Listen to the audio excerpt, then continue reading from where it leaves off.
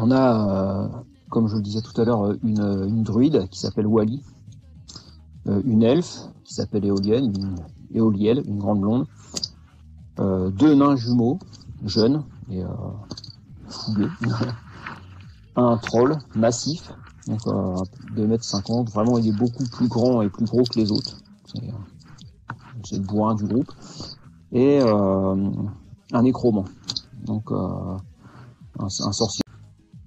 Donc après je crois que Planète a choisi des passages.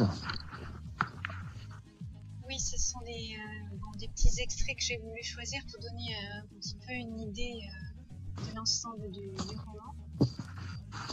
Donc j'ai choisi la rencontre entre Éolielle et Wally, donc les deux personnages principaux féminins, on va dire, page 15. Page 15. Père de l'elfe pour transformer la touffe de lias terne en une superbe chevelure aux ondulations harmonieuses, dont les reflets dorés auréolaient à présent le visage d'une Wally somnolente. Voilà, c'est mieux. À présent, on va s'occuper de ta bouille. Ah, et pourquoi faire? Tu peux quand même pas rester comme ça. Regarde-moi ça, t'es toute... on dirait du papier mâché. Hey! Non mais, tu dois être belle en vrai, je t'assure. J'ai un super baume plus 10 en charisme. Quand j'aurais remis un peu d'or pendant une halte, je suis allé chercher des verres de vase dans un grand lac en bordure de route. Ah, qu'est-ce que tu fous avec des verres? Tu voulais aller à la pêche? Mais non, pas du tout, je t'expliquerai plus tard. Donc j'étais aux verres, qui ne sont pas sales, bien au contraire. Et là, il y avait des petits canetons. Trop adorables.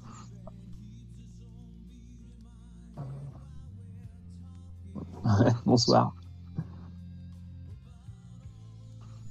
Bon, je reprends. Donc, moi j'aime beaucoup le vouvoiement, c'est quelque chose qui est un peu désuet, mais que j'aime beaucoup. Donc, voilà. Donc Chloé te demande, est-ce que vous continuez à écrire en utilisant la même méthode, fiche, texte préparé pour introduire vos enfants pour le tome 2? Attends, redis parce que j'ai pas tout entendu. Est-ce que vous continuez à écrire en utilisant la même méthode? Tu avais parlé fiche, texte préparé. Ouais, c'est vrai que c'est une chance. Ouais. Et les conseils importants que tu avais donnés à ceux qui ont envie d'écrire, tu disais qu'il fallait bien choisir l'éditeur, les types de romans qu'ils publiaient, pas aller au hasard. Ah bah ouais, quand on veut se faire éditer, faut cibler quoi, parce que ils en reçoivent jusqu'à 3000 par an, donc ils en mettent beaucoup à la poubelle quoi. Après, plus qu'écrire, non, moi je fais ça complet. Et là, c'est vraiment un plaisir. Après, sur les livres, on touche quasiment rien de toute façon, donc non, je pense que ce qui se passe, c'est que pour ceux qui arrivent à en vivre, c'est ceux qui vendent des centaines de milliers d'exemplaires, quoi. Après, C'est pas du Musso aussi, hein, donc si tu veux, c'est tout à ton honneur. Ouais. Et même là, pour en revenir, moi j'ai tendance à plutôt me lever tôt et pour écrire vraiment au calme. Et puis,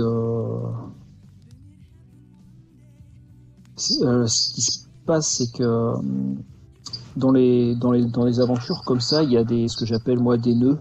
C'est-à-dire que quand je crée mes trames au départ, je mets mes aventuriers face à une scie, je les regarde et je les écoute agir et puis je retranscris. Mais parfois, je mets beaucoup de temps à trouver.